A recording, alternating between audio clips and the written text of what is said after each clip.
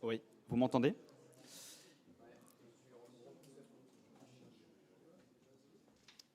Bien, alors je vous remercie pour votre accueil. Je vais tenter d'apporter quelques réponses, ou plutôt quelques pistes de réflexion à une question cruciale. Comment rester libre à l'ère du coronavirus? Question ô combien légitime, puisque l'irruption du Covid dans nos vies et sa totale contamination du champ politique a profondément dégradé nos libertés fondamentales, à commencer bien évidemment par notre liberté de circulation. Certains considèrent qu'il s'agit d'une privation temporaire pour la bonne cause, afin de pouvoir rapidement revenir à la fameuse vie d'avant. D'autres, au contraire, y voient les premiers effets de cette grande réinitialisation orchestrée par les élites globales, ce fameux Great Reset, qui aurait trouvé dans le Covid-19 son plus puissant adjuvant afin de mettre en œuvre son programme de capitalisme de surveillance. Alors, je cite, « Le néolibéralisme a fait son temps, sa défaillance a été mise à nu par la crise du Covid ». Ces mots sont de Klaus Schwab, fondateur et président du Forum économique mondial et co-auteur du livre The Great Reset. Ce que le réchauffement climatique n'aurait pas su accomplir, eh bien le virus l'aurait fait, à savoir assigner les populations à résidence, puis contrôler leurs déplacements. Quel en serait l'intérêt ? Disons qu'il y a plusieurs raisons qui pousseraient les élites mondiales à vouloir que les gens restent enfermés chez eux.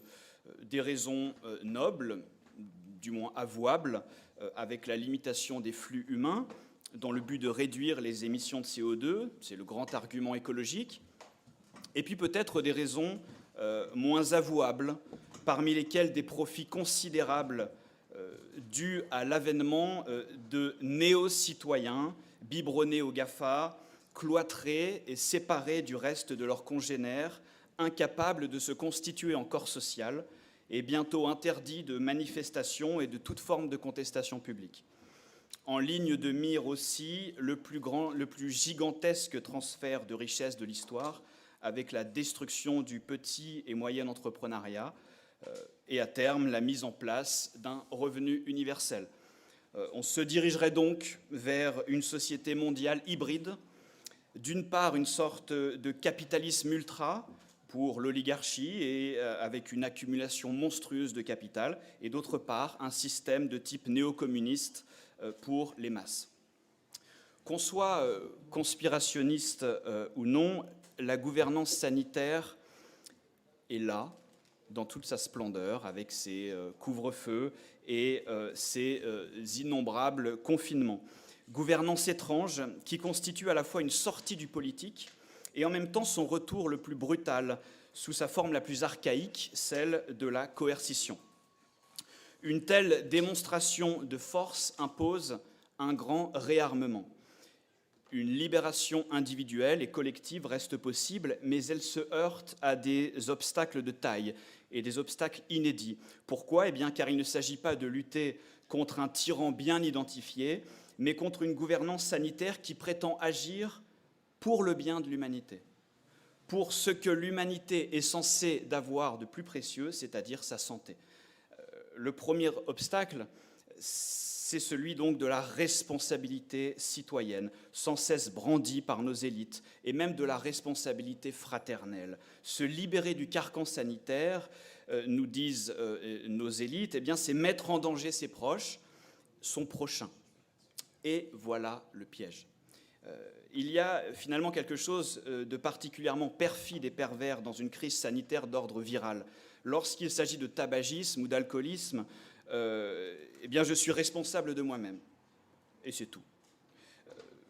Là, lorsque je me mets en danger moi-même, eh bien, je mets en danger autrui, et c'est l'imparable argument de nos dirigeants. Eh bien, je crois qu'il faut passer outre. Notre libération implique probablement une prise de risque et un élan vitaliste qui se moque un peu de la totalité de ses conséquences médicales. Oui, il faudra peut-être préférer pendant un temps donné le risque à la sécurité.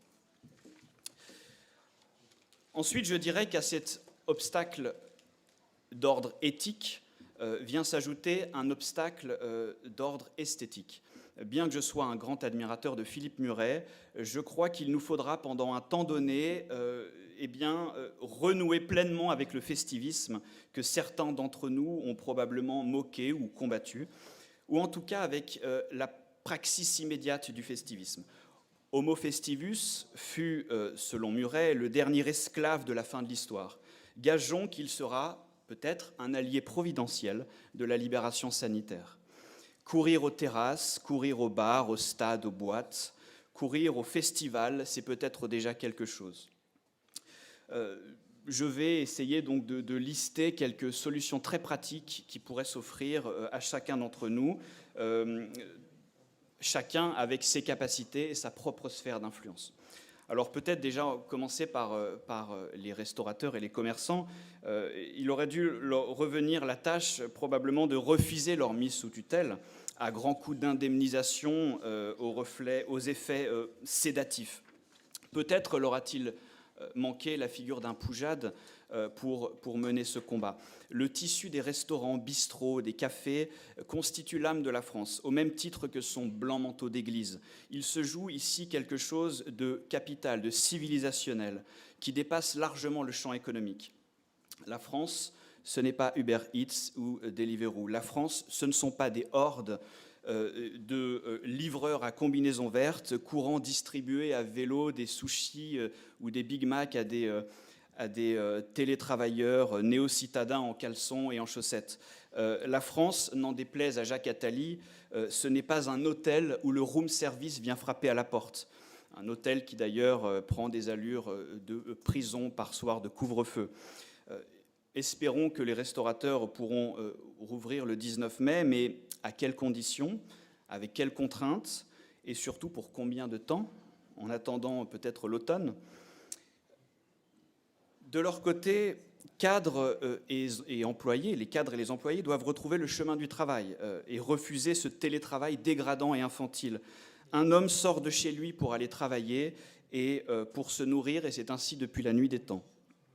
Et c'est aussi cela qu'ils veulent détruire. Il s'agit de retrouver la valeur du travail, une valeur profondément révolutionnaire en ces temps de mise en place progressive du fameux revenu universel. L'être au monde passe par un être au travail en présence. Il fut un temps où à une réunion, on était soit absent, soit présent. Nous voilà désormais soit absent, soit distant. Il y a quelque chose qui est profondément pervers dans cette relation au néo-travail.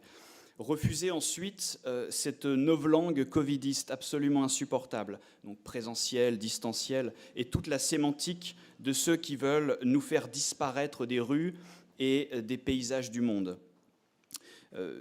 Le langage est toujours la porte d'entrée des nouvelles idéologies. J'avais essayé d'évoquer cette question dans mon précédent roman, Un traître mot, où je dénonçais les travers de l'idéologie victimaire, mais je crois qu'il en va de même pour l'idéologie sanitaire.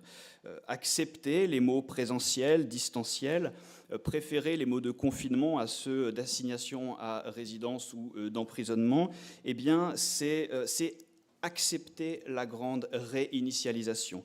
C'est s'avouer vaincu. Il s'agit donc de se réarmer sémantiquement, et je crois même que c'est le tout premier chantier.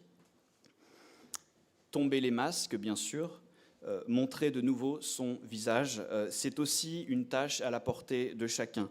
Le Great Reset passe aussi par une mortification de notre humanité, par l'automutilation de notre figure et de notre personne, par l'exhibition de notre soumission.